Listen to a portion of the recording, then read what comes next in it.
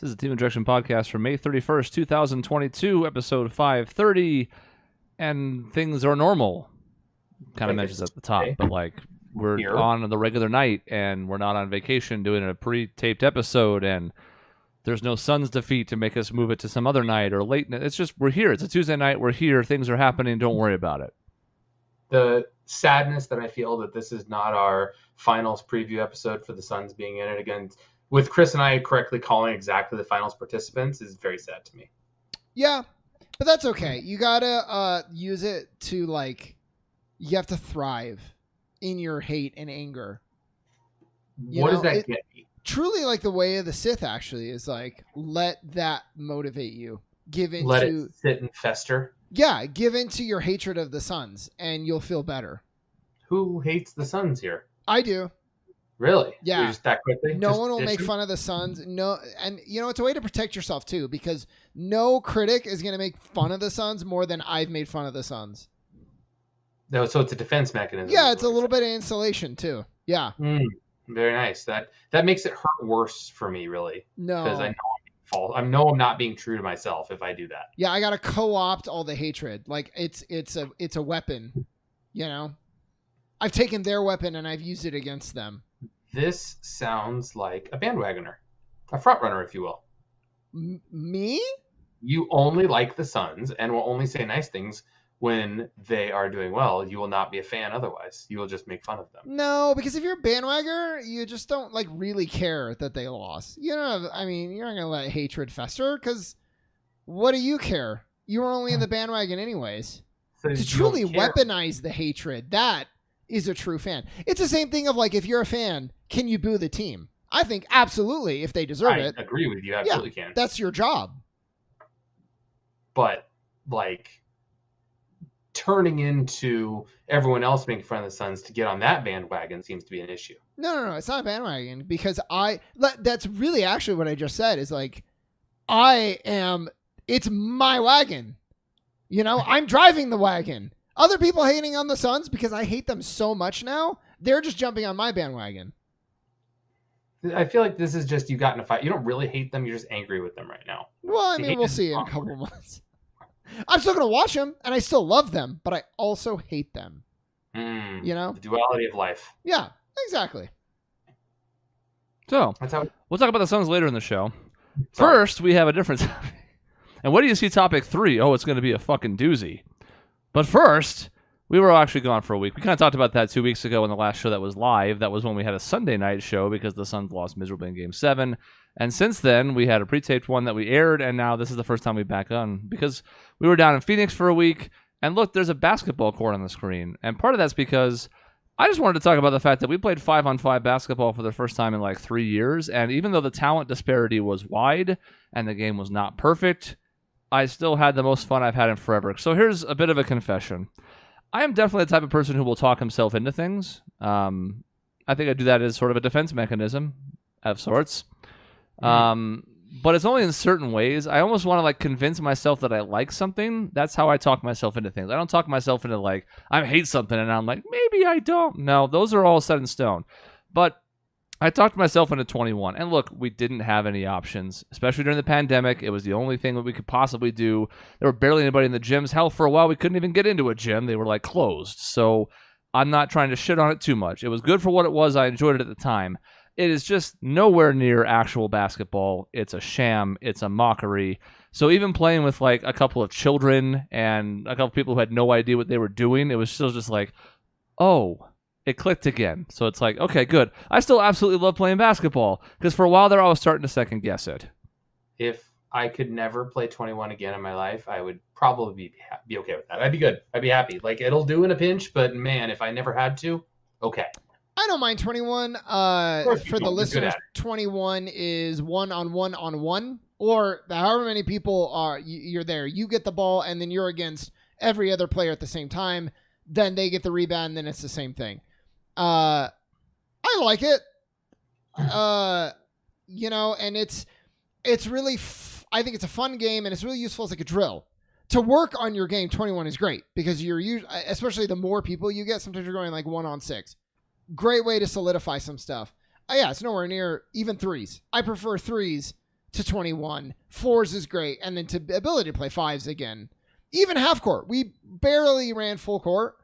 Yeah, it was just great. It opens up so much more of the game that isn't there in 21. Like passing. Yeah, exactly. Well, it makes me realize how much we took it for granted in the past. It seemed to be easy to get 5s back when we were younger, and now it seems impossible. And I don't know if maybe I just need to like go down to parks or something like that and just be like, hey, there's people here, let's play. Or, find one that's more complicated. But like having a regular indoor 5-on-5 game is just seemingly impossible nowadays. So it's nice to have that for a couple of days. I just wish it wasn't on the other side of town for me, because I might just go on my own sometimes. But alas, it's like 45 minutes away from me. So probably not going to do that. Kind of a unique venue. It's basically just office space, but viewers can actually sort of see a picture of it. It's a pretty nice court. Like the I don't even know what you would call it. The hardwood, I guess, is solid. It was not slippery. It looks nice. The baskets are like super regulation. They've got padding everywhere you need it, just in case somebody gets too close. It's not quite a full-size court. The 3-point lines are not touching like they are in some courts, which is just ridiculous. But there's only a little bit of separation, and there's a third basket. You can see it on the screen on the left. That's also there as like a side thing that sometimes is a distraction if you have like 2 people playing on or 2 games on both sides. But it turned out to be pretty good. It was something I found on kind of like just a quick like. There's got to be something out there, because we were not going to play outdoors unless there was if there was going to be a really good game. I would have thought about it, but like. Unless it's nighttime, there's just no way. Not in 100 degrees. And it's just too much at this point, especially when we're not used to it. It was one thing when we were still coming down, like when it was like only a few years after we had all lived in some place that was hot.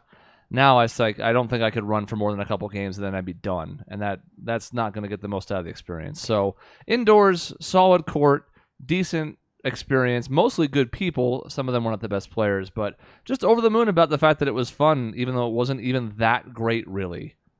Yeah, it was weird that it was a basketball facility. I've never seen that before. Like, you have the Y, and they have a court, but that's the Y first and foremost with some basketball. This was just pure basketball. And if you wanted, you can rent, like, shooting machines, and they have all those, like I want to say cones, but they're much more than that. They're like the little, like, figures with their hands up. Just really cool. I wish we had something like that in Flagstaff. Mm-hmm. I've also realized that with playing with people, I would take someone who knows what they're doing but has no talent over someone with a little bit of talent that has no idea what they're doing. Like, something about playing with people who don't really understand how spacing and movement works on a basketball court, you're so much more likely to run into people, get hurt, just make a mess of a game, as opposed to people who kind of like, okay, I've played this game before. I'm not good at it, but I at least understand how this game works, is just so much better. Like, there was just a couple, like the last game that we played, there's a couple people there, and John stepped on somebody's foot and twisted his ankle. Chris got pushed in the back. I pulled a groin muscle. Like, everyone's like, ow, this hurts, because I think nobody knew how to, on that team, not know how to move. So it sucked in that sense. But otherwise, man, it felt good to just get out a run and actually play real basketball again. So this is probably esoteric, but man, I loved it. There were only a couple players that were even on our level, and that sounds like, get on our level, we're so good. But truthfully, there were only a couple other players that could probably hang in a real court where it's like 5-on-5, winner stays on, when there's a lot of players, right? And even then, there were still a handful of other ones that, I mean, this place is sort of like a teaching place, it seems like. And between the shooting machine that Sean mentioned, the dummies, there's a couple different coaches, it looks like, there who run like individual drills that you can sign your kids up for. So like, there's clearly some kids with some fundamentals being taught there who may not have a ton of skills, but they still were a good fit, because even though they weren't super talented, as Dave said, like, they could still, like, okay, this is how a pick and roll works. Here's how I'm going to space to get open for 3. Here's how to come around a screen. Like, there was stuff there. There was definitely like some formable, repeatable like skill levels there. And then there were a couple of folks that it's an open gym. Anybody can come in for $5, and it was clear like, okay, well, you've only ever like shot by yourself, and you have no concept of team basketball.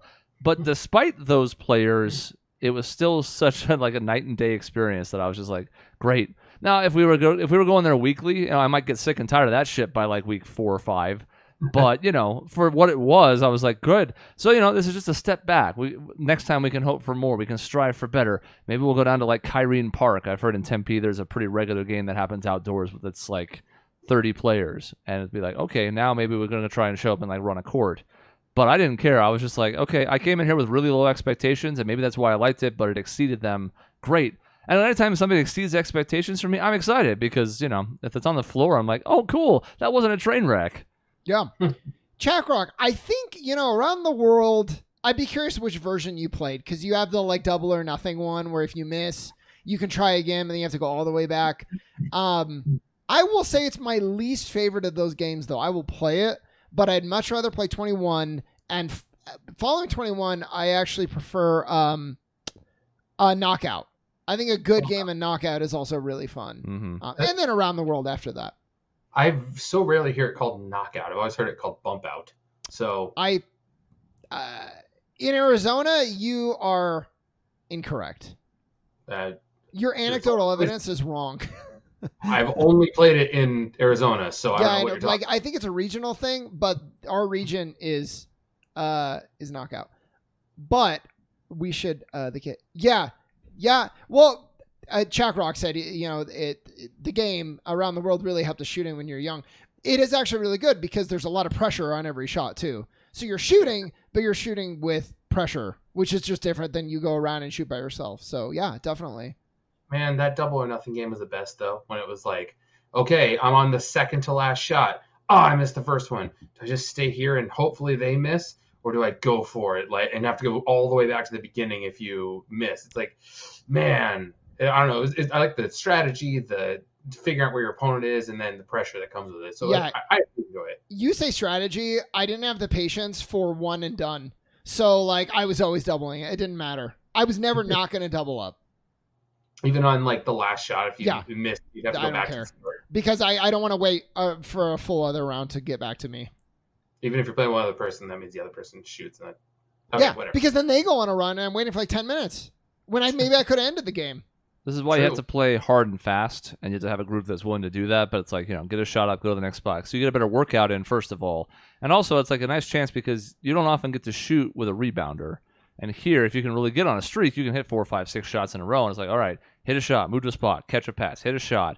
So at least there's something that sort of resembles basketball there. But Bump Out's probably the best just because it is kind of fun. It can be a good workout. Like, I would take Bump Out first, then Around the World, then 21. I think Horse probably is ahead of Around the World, too. But third. I'd rather do 21, then Knockout, then Horse, then Around the World. Well, I am not a horse person because either you try to be super creative and throw up crazy shots, or you just do boring, regular jump shots. And either way, it's just kind of like, all right, do I want to be crazy or do I just want to try to have fundamentals? It just gets old to me. Depends on the group. And it's also like, you know, there are some people you play with who only go for like 1 or 2 shots because they're good at them. So they're like, you know, the one that shoots over the backboard all the time. And you're like, okay, like you've gone for this 7 times. You've hit 2 of them. I got a couple letters. I'm bored as fuck. Like, can you do anything else? And there's also the people that try things that are so crazy that they never put pressure on anybody and they just get eliminated. So yeah, it takes a really good balance. That game can be quite fun. There's also been times where I'm like, what are we doing? And then one-on-one is probably, well, maybe it's above Around the World too. But I say one-on-one because it's different than 2s and 3s and 4s. It just is completely different by its nature. And I just never really enjoyed it. I should enjoy it because it's sort of like 21 where you're just like there to, it's more like working on your skills, but it just becomes really kind of boring, I guess. It depends if you're matched up talent-wise similarly to the other person, or you have conflicting skill sets, like, you know, then maybe there's a challenge of who can come out. Like if one person's a better driver versus shooter, one guy's big versus small, but you can't, you know, if you have something that mixes well, then it could be really fun to play one-on-one. Yeah. Yeah, I can see that being really fun at the highest levels, which seems to be why like a lot of NBA players gravitate to it, because it's this really great chance to test your skills against someone of a very similar level.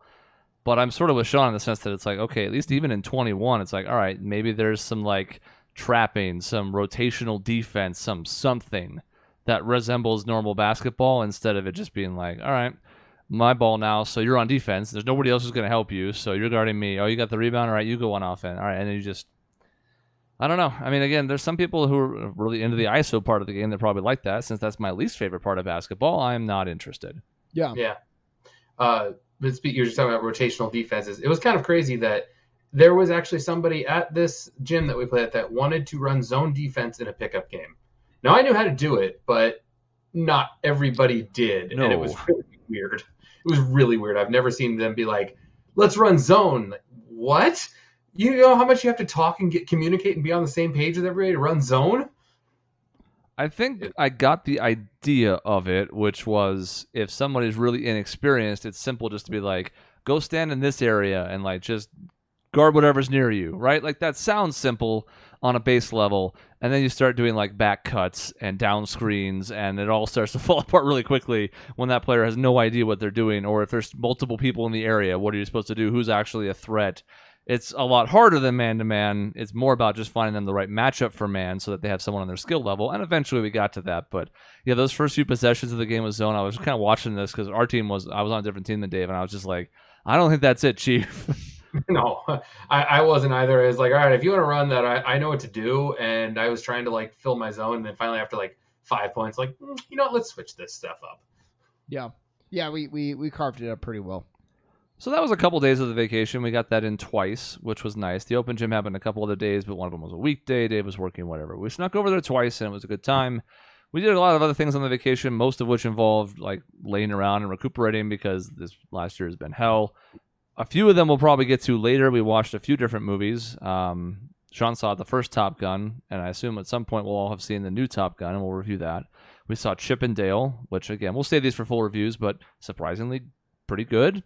We saw Doctor Strange 2, and we'll probably have Cody on to do a full review of that, because there's a lot of things to take away from it and some discussions, I think, that exist outside the movie or like in a bigger picture. Like we could talk about the film itself, but I think it's more about its impact and its scope than it is about the film itself, because that to me there's not a ton to say.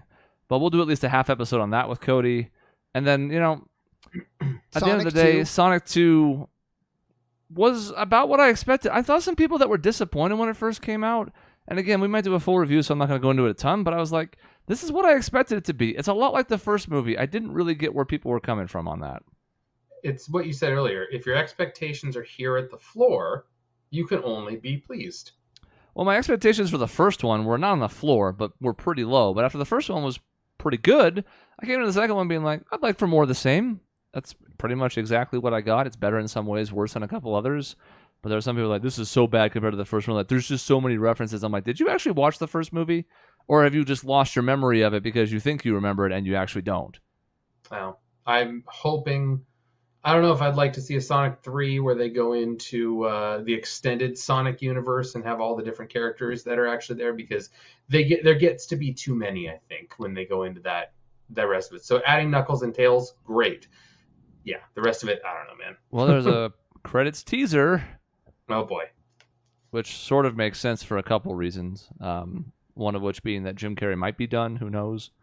And it's at least to the point where we certainly haven't gone to the extended universe so much that it's ridiculous. This is a character that people will be like, oh yeah. However, you're right. There's, you know, once we get into like the late 2000s Sonic era, there's so many different colored hedgehogs and other wastes of space that I really hope we don't go down that rabbit hole. But they won't for a while yet, and even if they do, maybe they'll do it well. Who knows? Yeah, it was reviewed higher than the first one, and I would say I liked it a bit more as well. I thought it was tighter and a bit more focused on what it was trying to do.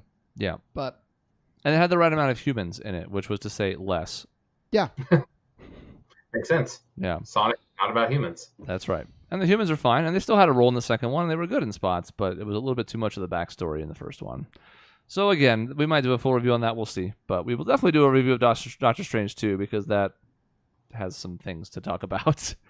One of the things we did do, however, that we are going to review is a board game. And it's a simple one, so this isn't going to be a super detailed segment, but all of us happened to play something for the first time together, and I figured, what the hell, let's spend like 10 minutes talking about just one.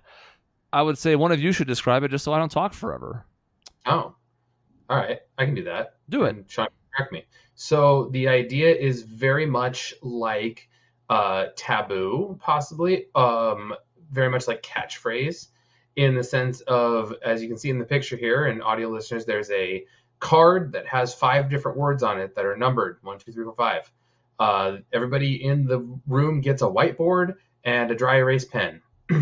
And one person picks up the card, does not look at it, sets that card into the tray, picks the number 1 through 5, and then everybody else looks at that word and has to write something descriptive of it, something that is going to alert the original person as to what that word is. Obviously, you can't put it in a different language. You can't use it as part of a bigger word, but you can only write down one word to describe it. Now, the trick in this is that everybody else, once they write down their word in secret, shows it to everyone that is not trying to guess. And if there are any duplicates, you have to remove them. So it takes a little bit of strategy not to put the easiest words out there potentially. Like if your word is pyramid and you put your Egypt is a fairly common, easy thing that you would use to describe.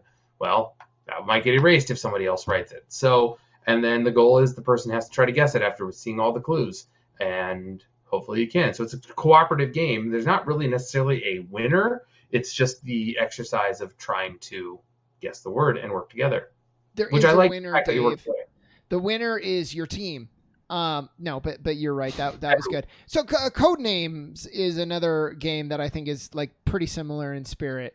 And the idea of the game is you're working as a team to get as many of these words in a round as you can. And then there's like a threshold where if you get, I think it was 13, and if you get 11, that's like really good. I think we did it once.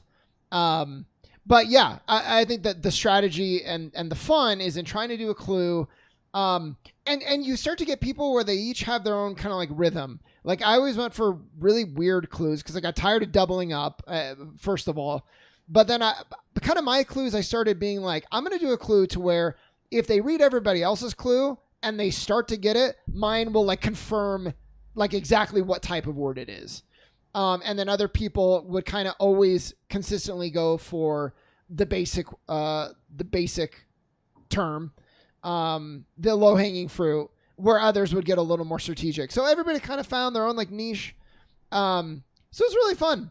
And I think the group you play it with, probably the case in every game, but I could see a group where if they're really boring, this could be like completely not fun. But a lot of the fun and the joy in it is the interactions when you're doing all the clues and talking and making fun of people's train of thoughts. And like, how did you get that clue? Where did that come from? So what I heard in Sean's description is basically I tried to be super duper smart, and I am the smartest person ever. So I just need to make sure I had the highbrow so I could push it over the top. And everybody else is so dumb going for the low hanging fruit. Yeah, Dave brought that up when we were playing, and I was like, that is not the case at all. Meanwhile, what actually happened is Sean wrote down answers like, oh yeah, this is going to be it. All you need is this one. And he looked at it. Everyone looked at his clue. It's like, the fuck are you writing? This doesn't make any sense. Yeah. My favorite was when he tried to give a word to Cody. Yep. And it was actually kind of heartening because he was like, oh, we had this discussion about this in particular back in the day, except the discussion never happened. So Cody was like, I don't know who that is. And it all kind of, I mean, he got the right answer. Anyways, we had other clues, but it's tough too because sometimes you think you're going to make a connection. What I love about it is you really have to be very careful, not only just to not duplicate the other players, but also in that you don't give a clue that might mean something else. So there are times where there's not maybe the lowest hanging fruit, but like a fairly common word that fits this one to a T, but it's such a common word that it also could lead people in other directions. It's kind of like what Sean said. There are other word games that are sort of similar to that, where it's like, okay, be careful in your word choice because that matters. This one I just really like. I mean, I'm not going to tell you this is a 10 out of 10 or anything. We love our deep, layered, like campaign-style board games and shit with $200 price tags and millions of miniatures and elaborate shit. I do like that this is kind of like a palate cleanser in the fact that this is accessible. You can play this with whatever group. It's 1 to 7 players. It takes like 20 minutes. There's almost no setup. The concept's pretty basic. And it's a good party game. It's just nice to be able to be like, all right, let's play a couple rounds of this. It's pretty low stakes. It can be fun. It's a good icebreaker, I think. Obviously, we knew our group, but if you have a bunch of newcomers, that might be a good way to kind of see where people are at. So I picked this up because I thought the premise was kind of neat. I thought it'd be fun to try on the trip. I came away pleasantly surprised. And that leads me to you mentioning about the group you're with. There is something just so relaxing and something I love so much about having a night where you're like, okay, we're all in the same place and we'll have a couple of drinks. We'll hang out. We'll laugh. We'll talk. We'll play a couple of simple, stupid board games like Uno. The Uno game we played, which is a little bit of a twist on Uno. We played like 5 games of that and then like 4 games of this. And that was the night. And I love that stuff. Like, I don't understand why people seem like they have to only hang out if there's like some elaborate thing going on or event. It's like, no, just kind of get people you like to hang out and do stuff together. Simple stuff. It's easy. Yeah, we have a friend who we invite over, and we're like, we'll try Uno. We weren't sure if she was gonna like it, and now it's like our go-to every time she visits. And what I like is it becomes almost like a improv joke session that the game just sort of like facilitates. So it's like almost more about like jokes and ribbing each other than it is about like what actually happens. Which I think is awesome. Yeah, just the ability, like, look, we have a framework of the reason we're sitting around the table, and it's this card game, it's this game. But meanwhile, there's two side conversations, and then those combine sometimes, and then you start yelling at each other and then laughing. It's just, I don't know, I'm a social creature, I guess, and I just love being around people and having those conversations and laughing and being able to just get new ideas and hear things from people. I like both experiences because, I mean, we loved like Pandemic Legacy. All 3 seasons, some are better than others. But we loved all 3, and part of that is like you don't really have a lot of side conversations because every turn you might fuck yourself, and your margin of error is super small, so everybody's like locked in, and that has its own fun. This is sort of akin to what Dave's family did with cribbage, what my family did with euchre or pinochle. They're games, they have strategy, there's some depth to it, and when it's crunch time, if a game's close, you might lock in a little more. But for the most part, it's just casual conversations. Have food during it. You can have a laid-back experience. To me, and look, this is going to sound like patting ourselves in the back, but it's because our group has good chemistry and fun conversations that we can make a night out of nothing, and it's fine. For some people, they have the conversation of a brick wall, so it's like, we have to set up an elaborate night of parties, and we're going to have these themed contests, and blah, blah, blah. If that's your thing, that's fine. I get it. It's not a big deal. I'm not trying to, like, disparage it, but I like being able to make something out of nothing. I like being able to sit in, like, a car and have a conversation for an hour whose genesis is fucking nothing. So... different strokes for different folks. Some from both camps might find something in this game because the premise is so simple that even if you're like, you might still get something out of it because you can enjoy it at a base level. For us, sometimes it was just as much fun, as Sean mentioned, to make fun of someone's answer or like, why the hell did you pick that, as it was to actually get it right. I feel like this is the genesis of the show, too, of basically us saying, like, well, we can hold a conversation for an hour. No problem. Let's do it. I just loved... So I went with Villanueva, if that's how you say his name. And I was like, everybody, don't show Cody your answers. I think he's going to get it from just mine. And I show him, and he's like, who is that? And I was like, fuck. You thought the same thing. I was like, Charlie Villanueva, the basketball player? Yeah, and I was like, okay, no, we're going to need your clues, guys. And then mine was not only could he not get it just from mine wasn't helpful whatsoever. So yeah, that kind of stuff is fun. We should find a way like the wrestlers do, which kind of was what sort of turned you on to Uno in the first place, Chris, or at least this version of it, where we do like a thing where we play Uno. Well, I think it'd be really fun on the channel. We could do it through the game. I don't know if it's cross-platform or not. I'd have to look into it, but it's available on damn near everything for like $5. And it has all those variant rules and some of the alternate decks, not the one we go to primarily, the up, down, down one, but several other ones and the base game. So it's certainly doable. It could make for like a pretty laid-back series if we're like in between sports games or something, or just on the side for fun. We can set that up pretty easily. So I'm down for that. And I wouldn't even mind trying to do it with an in-person component, which they did. That group of wrestlers did when they could on the road. A little tougher to try and film it and stuff, but also kind of fun in its own way because you get a different vibe if you're all at the same table, you know? Oh, yeah, for sure. Yeah, and then we can do like the 4 of us with Cody, and we can even get like Maisie or whoever else to do it just for a change of pace. Like, it wouldn't be super hard. A couple side cameras and an overhead to show what's being played, and like I could put that together from a production standpoint pretty easily. So definitely some potential there. I'm glad everybody's taken it to it because when I brought it to the group, I'm like, Uno's got that reputation, especially if you play it with kids. No offense, Dave, but like we played with your kids that one time near Christmas a couple years ago, and I had a good time still. I'm not saying I was like bored, but the base Uno with no fancy variants and no special cards is kind of like if you get screwed, you're just playing cards till somebody else goes out. There's nothing you can do. That's the fun part when you play Uno. The way it's meant to be played with keeping points and keeping track of score and stuff like that. It's like, crap, I really got screwed on this one. I got to lock down and get better in the next few hands. Like, that's where it gets a little bit more of the strategy and challenge of like, well, I'm not going to go out this hand, but I got to get rid of my high point cards. So you start throwing that stuff down. So that gets into more strategy other than, well, I won this hand. Move on. Well, and I think that definitely helps to an extent, but it's still, especially if you're doing draw to match, which for people who haven't played Uno is basically when you pick up until you can play. In that version of the game, especially with scoring, you're like, okay, well, I just picked up like 8 different special cards. So that's 200 points. I guess I'm not winning this game. So it can be. I actually have not done that yet with all these variants. I would like to see how the scoring plays out with all the variant rules in effect. If you're going to play a series of like 5 to 10 games, keep score as well and see what the hell happens. It might be a nightmare. It might be a mess, but it could be kind of strategic too. You know what's interesting though? We played the one where like the cards flip. Didn't like it as much because there's not as much direct fuckery, which is what I love about the version that you have. Between the 7s and the 0s and the defense cards and the stacking and the jump-ins, that by far is my favorite one. If you can't mess with your opponents, then like it's kind of boring for me. And if you have in the original game is, I'm going to skip you. Yeah. And that's like, okay, I'm skipped, bye. And that's the end of it. Now somebody else is like, oh, I jump in and skip you instead. And now that somebody else jumps in, they play a draw for wild on, it's a whole thing.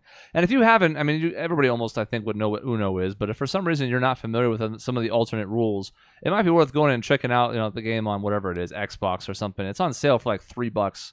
Feels like every other week. Those have those variant rules, so you can try them out. So I'm not going to sit here and list them all. But if you've ever been like, I kind of like Uno, but I'm not sure if it's for me, this has completely breathed fresh life into it. So you got 2 reviews in one. It was a Just One review and then a Just Uno review. Yeah. There you go. That was the next segment. Uno review. That's right. We did it. And here it is. It's Uno review. Just pretend. Yeah, I'm just gonna write. I can't get into Paint right now, but I wish I could. I would write over it. The last topic for tonight is our final talk about the Suns until they trade for Kevin Durant.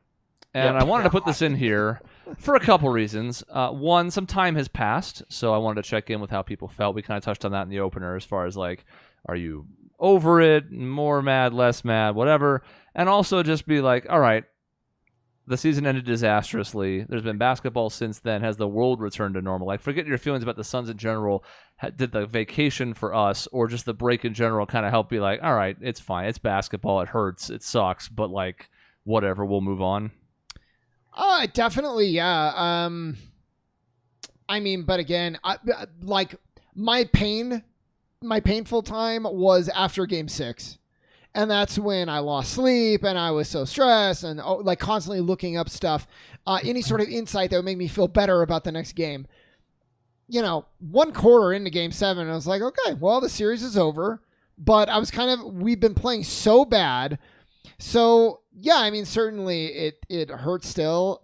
Some of my fury has died down. We still suck. I mean, that's trash, and there's no excuse for it, but it's been fun to try to look for alternatives, which is if it's, not that I have any say in anything, but if it's the Kevin Durant thing, if it's even trading Chris Paul, which I don't think we should do anymore, just kind of thinking about, like, what can we do to change this has been kind of fun. In looking back, though, I'm finding the thing that kind of hurts, maybe not as painful, but where I really feel the missed opportunity is still 2 years ago in the finals.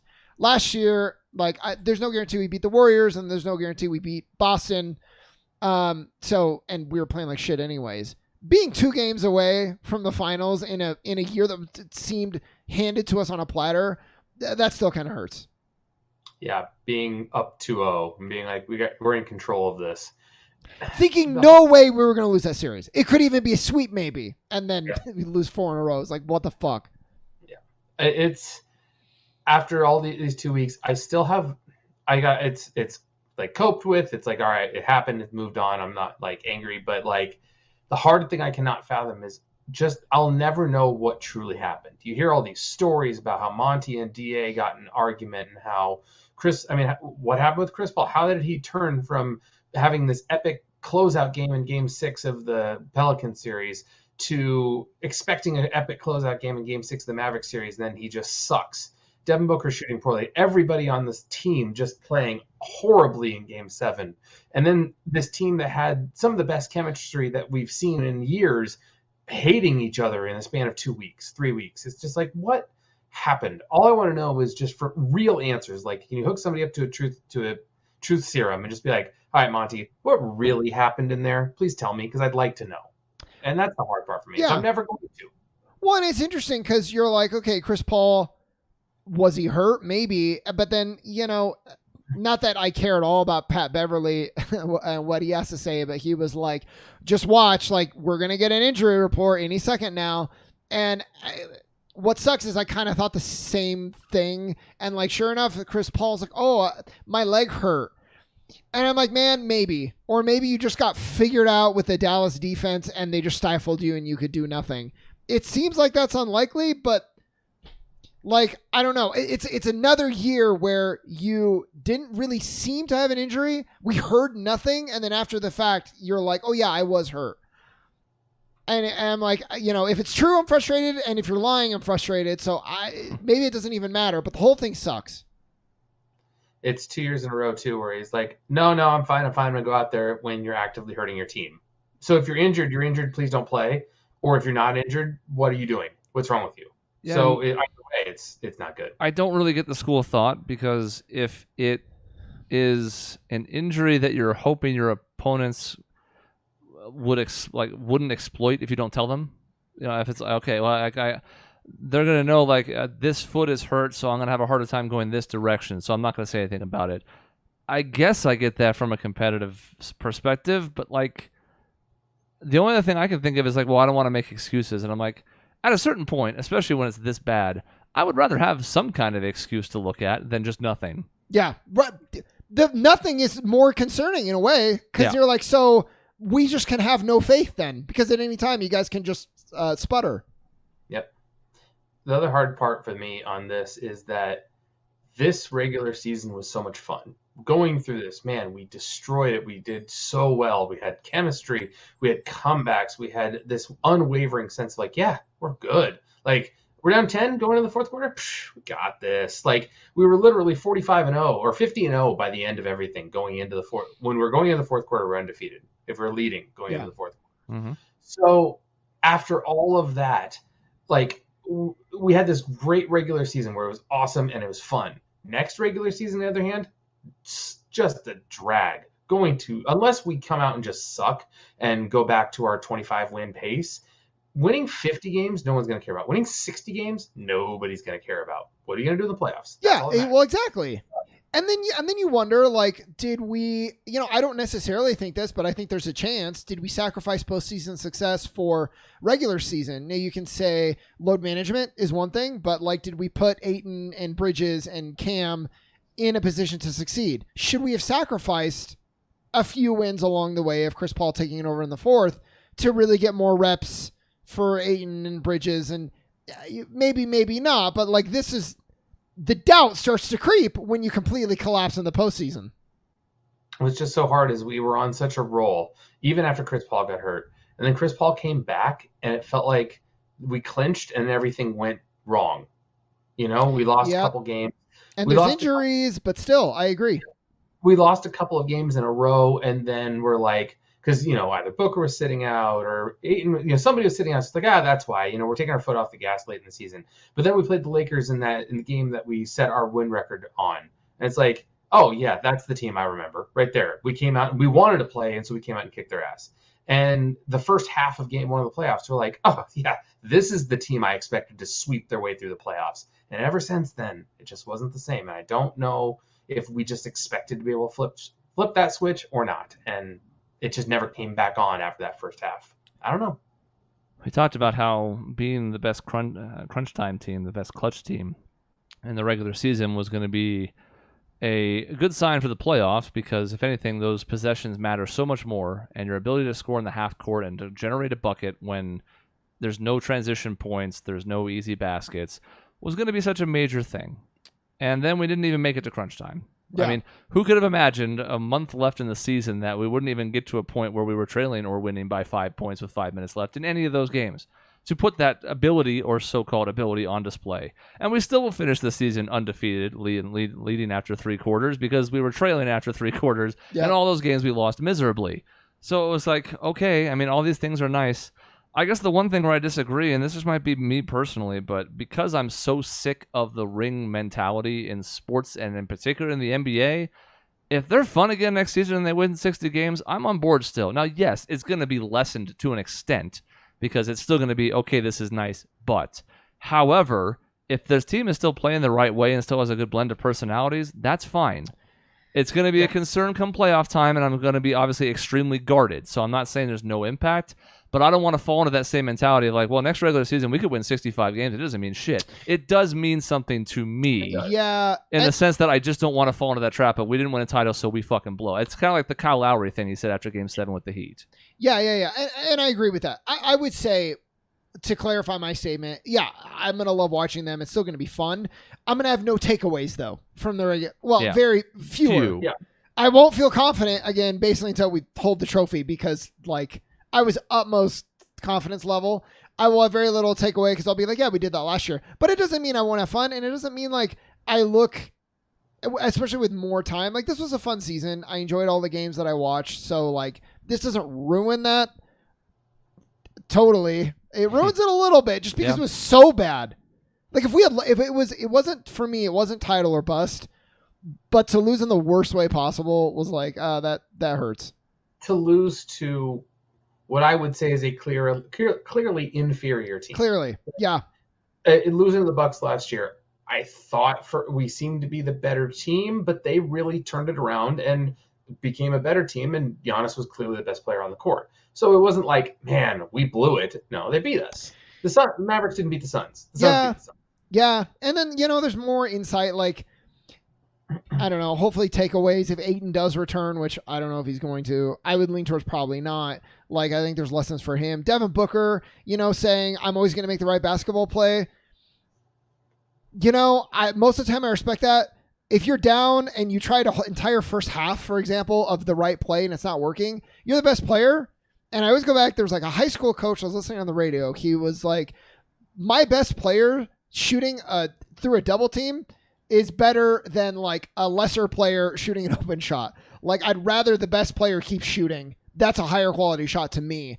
And I was like, at some point, like, yeah, I think Book, you needed to kind of show like, yeah, maybe it's not the right play, but you got to try. So there's like a lot of little stuff that, hopefully this will be a learning experience. That's what we said the year before, though. So there's like not a lot of moral victories with this one. We just got to see what they do and who we trade for. Hopefully somebody. Well, if we do trade for KD, I think we're having an emergency podcast. Just, all right, let's go right now. Quick That's work, fair. Let's go. Yeah. That's fair. And kind of only, I mean, I guess LeBron, but LeBron's not happening. I just don't see that. I can see several different breadcrumbs that lead me to a trail for Kevin Durant. Yeah, and that's why the thing at the top says what it says. Like, I don't care about the draft. I'm really not that interested in free agency because we're not likely to do a ton. Now, again, sign-in trades with Ayton obviously open the door to a lot of possibilities. But, until something happens that changes the status quo or the next season's close to starting, season's done and buried. Yeah, Dave, so I pose a question to you. Again, if we had a starting lineup, Chris Paul, Booker, Durant, Bridges, Šarić, how do you feel about that? I mean, I don't know who can compete with our scoring in that sense because everybody on the floor in that sense should be able to shoot a three pretty well. The size is a little bit of an issue, but especially at the end of this season, it wasn't like Ayton was out there dominating the interior, grabbing all the rebounds. Right. Which, again, blows my mind because last season in the Clippers series, he's grabbing 18 rebounds a game, which is what we need. Didn't happen this year against a small team. I don't know. Like I feel like it would win a lot of games. Can it win the playoffs? I don't know, but it would be a fun team to watch as long as we have some depth behind them. So we get hurt in defense, but like you don't need a top 5 defense with an offense like that. Now hopefully you're not at the bottom defensively, but I don't think with that roster we would be. No, we'd be fine. I mean, Booker's gotten better. Chris Paul may be losing a step. Durant, with his length and athleticism, will be just fine. Bridges is Bridges. Yeah. And Šarić showed that he can defend some bigs. Not well, but... And if you bring back, McGee or Biyombo, assuming Ayton's gone, then you can still match up differently against particular matchups. Like, I don't know that you want Šarić going at, like, Jokic for an entire game. But maybe that's what you have McGee for. You start him in certain matchups like that, or Embiid, or whoever. Like a Steven Adams who would just pound the hell out of Dario all game. And we don't even know what Dario looks like. Like, that's another question going forward. Like, he should be healthy going into next season, and hopefully he is. He played well for us in stretches. So we'll see. That's another factor that we don't think about. Like, he'll be back. That's an addition it's not even by subtraction. It's something that was on the roster that we just get to bring back. It's also not going to move the needle much, to be clear. But there are some things that could happen between the trades, health, whatever. So I'm not, there are people like, well, the Suns are done. And I'm like, no. I mean, this is a playoff team. Even if they don't make a move next season, probably not in the contender tier anymore, but it's not like we've just completely fallen off. And they could retool in a way that has them right back in the conversation. Hell, and maybe it's better if we're not in the contender tier. Maybe it'll be like the year before where we took people by surprise. And another thing, Chris, now that you asked, like, how do you feel now that some time has passed? My feelings on Ayton have not really softened, and if anything, I'm almost more annoyed than I was even when it was raw, because as more stories come out, like, I don't like it when players have a low drive and you don't know what to expect, and I don't like players with a bad attitude, and it sounds like he has both. And so now I'm absolutely like, if he comes back and he proves that I'm wrong, then awesome. But as it stands right now, he has both of the things maybe I hate more than anything in all of sports. It's a really bad combo. I'm torn because this is something the Suns created themselves by not just giving him the max. He would have been eminently tradable even if they didn't want to commit to the 5th year. And we talked about this back when it happened a year ago. So this isn't anything new. I tell people a lot, especially in my line of work now. I'm running a newspaper. I have been for a few years now. I'm managing staff, working with people in and out of the community. There are times when things are not fair. But once you get to the point where something that is unfair has happened, you can't compound that mistake just because you were in a bad situation. For DeAndre Ayton, it's understandable that he would be frustrated. He did everything that was asked of him last year. He improved a ton on the defensive end. He became less selfish, gave up things offensively, wasn't concerned with numbers so much. Like, he bought in, and they kind of fucked him over. So I understand that frustration. He was still going to get a max contract. And if anything, by lashing out the way he did now, he's probably cost himself a 5th year, because if they don't offer it themselves, all they can do is match another team's contract, and he can't get a 5th year like he can from the Suns. That may not be fair to him, but at the end of the day, he has always talked a big game, even back when he was a rookie, and not always backed it up. So that paints him in a negative light, even though I understand where he's coming from. So it's hard for me to be that sympathetic for him right now. It is. Well, and the hard part, too, is that the way he was playing during this regular season, especially on the offensive end, he was gearing himself for that 5th year. Like, through the regular season, it seemed like he had kept most of his defense. Of course, it wasn't going to be all out the level of defense he had in the playoffs last year, but he was doing better on offense. His shooting was incredible. He was a walking bucket. Through the first series against the Pelicans, he scored a lot. The first couple games against the Mavericks, he scored a lot. Something happened that turned it around. He cost himself that 5th year, very likely. But even so, I don't know what's the damage to him. He cost himself the 5th year, but he's still going to get a contract from somebody else. Someone is throwing max money at him. So he got what he wanted in the end. It's just frustrating that it kind of works out that way, because you feel like, okay, we wanted you to prove it one last time, and then we give it to you, and he kind of did, but then he kind of didn't, but he's still going to get what he wanted in the end, for the most part. I don't know. It's really confusing. I'm also not convinced, and this could just be me being negative, like, I don't know how much higher his ceiling is because of the drive and because of certain things like the shot selection. Like, if you put a different personality into him, yeah, I mean, he has the tools to be dominant, but I mean, how many times do you watch a game and he does like a fadeaway shot and you're like, why are you doing that? Sometimes he hits it. Most of the time it seems like he does not hit it, and it's like so infuriating, the softness, the lack of focus. So like, those things are holding him back. I don't know how much better he's going to get. Like, you hear the Ayton defenders, like, he's going to go to another team, they're going to make him the focal point of the offense, and he's going to score double the points. Nope. I don't know if that's true. I don't think it is. Because he won't. Yeah. But he will score more, probably, but at what cost, essentially? Yeah. His shooting percentage won't be as high. His team wins might not be as high, so... For some reason, people always assume, like, if you're a 60% shooter, that if you just take 10 more shots, you're still going to be that same percentage. It's like, no. Turns out that you lose efficiency with higher volume. That's what makes somebody who can score especially in multiple places on the court at a high efficiency, so valuable because it's super hard to do that. That's why at times, you just forget, like Booker just puts up a casual 30 and you're just like, oh, yeah, that looks really easy. It is not. Very few players in the league can do that.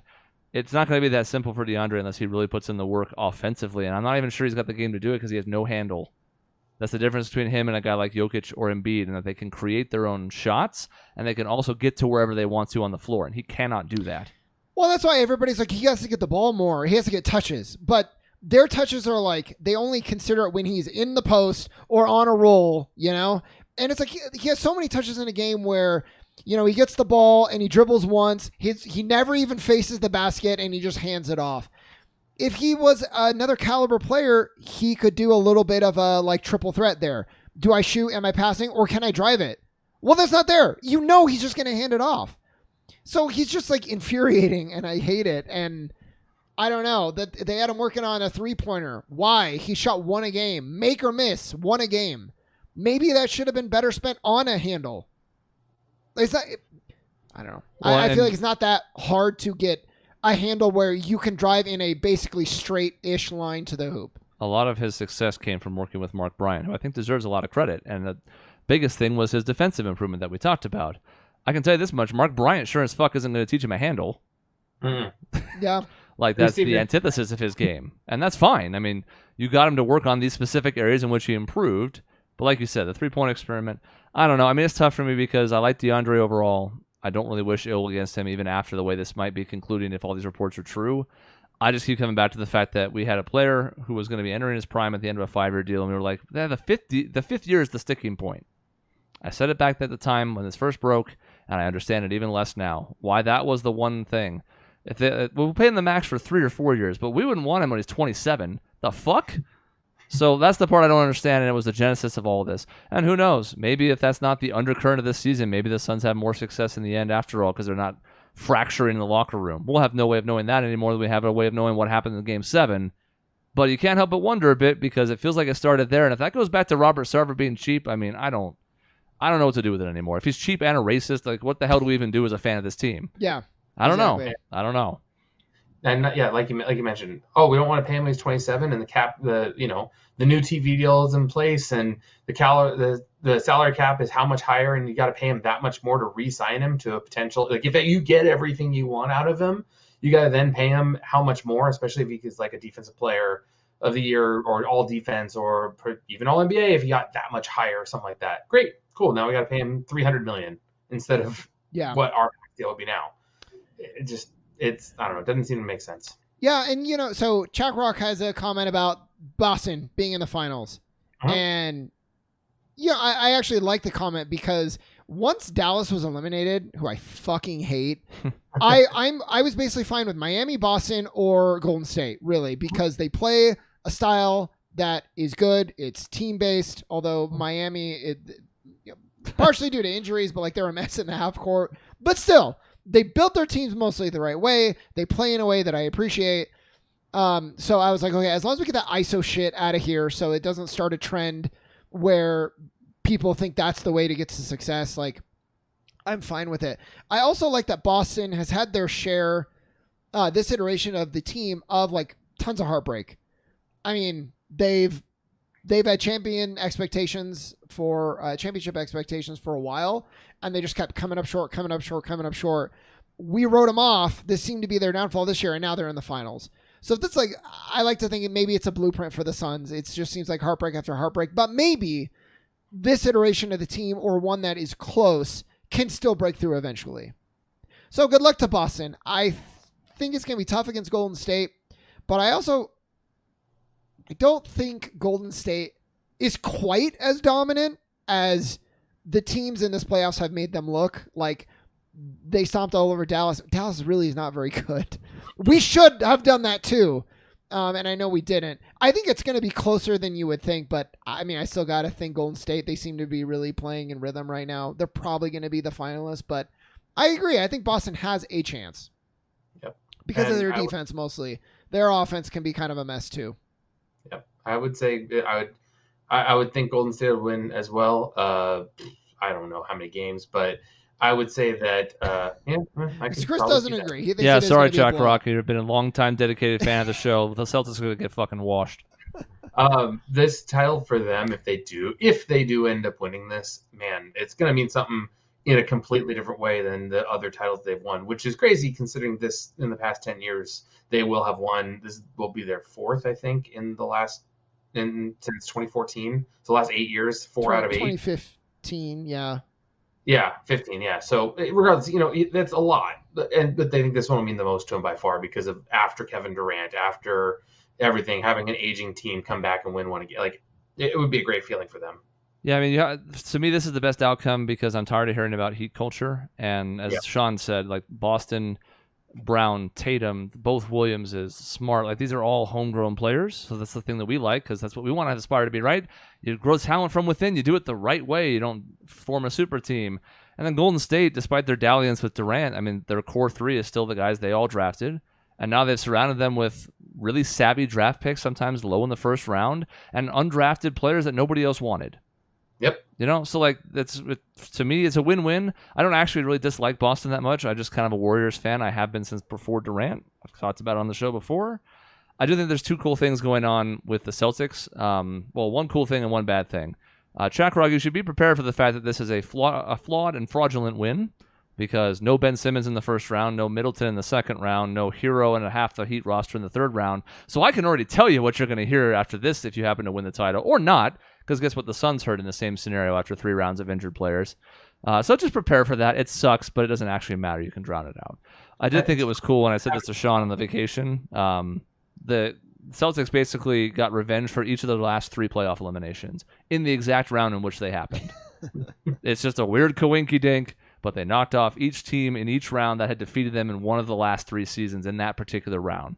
That's kind of neat. It's like that's one of those things where if we were fans of the Celtics, we would think like we did for the Suns last year, where it's like, oh, it's all coming in together. Yeah, it's meant to be. Yeah. It doesn't mean anything. They're going to have to win it on the court. And they can because their defense is quite solid. But to me, I think the Warriors have not even played all that well in dispatching teams that were not good, as Sean mentioned. I think if they really fire it up, it's going to be a bloodbath. I haven't heard that much talk about how the Celtics got lucky walking in, getting past injuries all the time, and how they had the easiest road to the finals ever. I'm like, I heard that a lot last year, and I have not heard it this year. Yeah, because I don't agree with it, but I appreciate, Dave, the double standard there, because that's all we heard as Suns fans. Well, Boston has that championship pedigree, despite the fact that nobody on this roster has been to a finals with the Celtics before. So, but clearly that means something.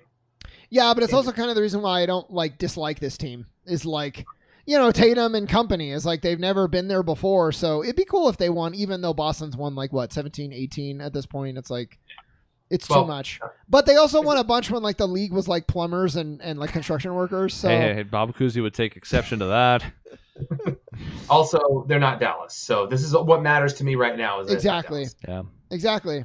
We don't have a lot of finals analysis. I'll be watching probably a couple of the games, not super intently, but I'll tune in when they're on and kind of keep them on in the background. So it's fine. Again, the win is that it's the right style of basketball. It's going to come out of this. The Suns suck. We hate them. There's just, I'm sorry. The last thing I just want to say is there's some element to Golden State of you do sort of get these just teams of destiny. And I feel like the Spurs is definitely one. You have this championship window, it closes, and you're like, okay, and then just reopens with Kawhi, and you're like, all right, well, I guess that's fine. And Golden State the same way. It's a little bit different circumstances, but to make the finals again after, I think most people were like, yeah, they're done, they're washed, they have all these injuries, they don't have Durant anymore, they're done.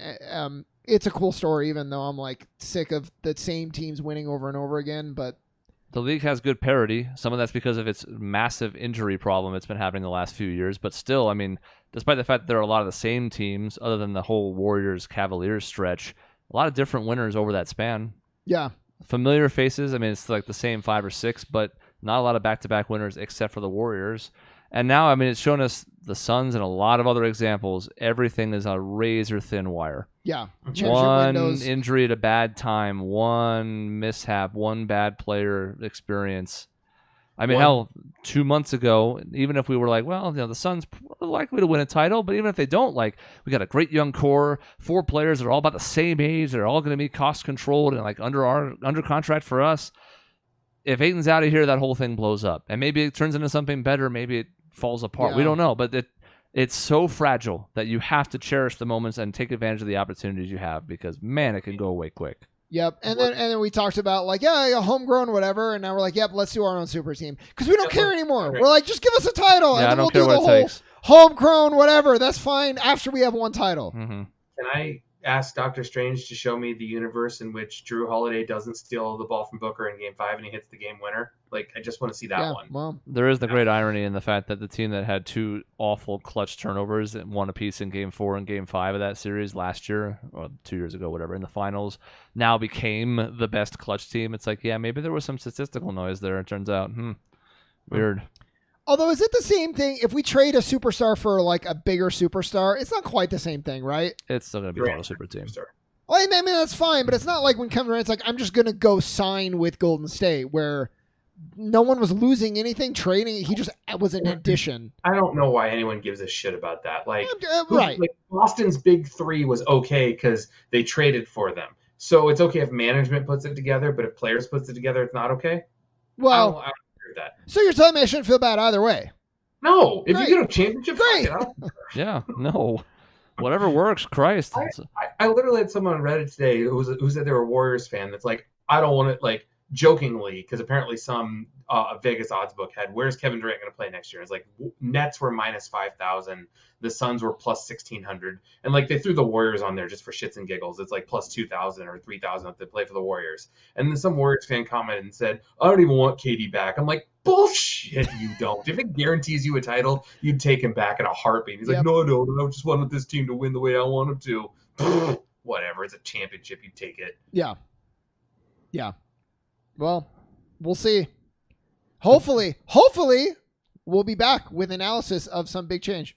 I'd love it to be Kevin Durant. How do you feel about Kevin Durant on the Suns? Me too. Like, I think OG Anunoby could be a fun addition, for example, but that's not going to move the needle for me enough to do an emergency podcast. Kevin Durant? Nope. That's an emergency podcast. Damian Lillard, something along those lines. It's not Durant, but it's still pretty big. I want specifically Durant. Yeah. Yep. That's it. That's fine.